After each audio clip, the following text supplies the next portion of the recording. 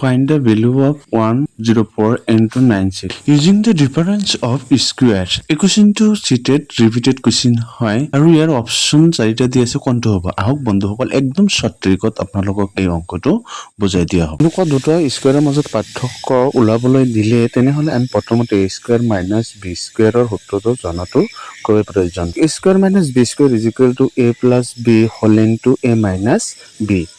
104 নম্বৰটো আমি 100 প্লাছ 4 অৰ্থাৎ 100 আৰু 4 যোগ কৰিলে 104 হ'ব। এইকাৰণে আমি 100 প্লাছ আৰু 4 দিছোঁ অৰ্থাৎ সূত্ৰটো আমি বনাই লৈছোঁ 100 প্লাছ 4। এটা সূত্ৰৰ অনুযায়ী হ'ল আন এটা 96 অৰ্থাৎ 96টো আমি এনেকৈ লিখিব পাৰিম যে এই 100ৰ পৰা 4 বিয়োগ কৰিলে কি হ'ব 96। তেনেহ'লে আমাৰ সূত্ৰৰ সুবিধাৰ কাৰণে আমি বনাই লৈছোঁ যে 100 প্লাছ 4 আৰু 100 মাইনাছ 4 অৰ্থাৎ 100ৰ লগত 4 যোগ কৰিলে 104 হ'ব আৰু 100ৰ পৰা 4 মাইনাছ কৰিলে 96 হ'ব।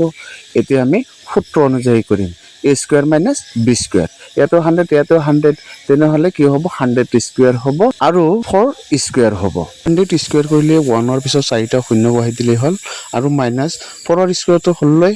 এতিয়া আমি 10,000ৰ পৰা 16 মাইনাছ কৰিলে আমাৰ থাকিব 9,984।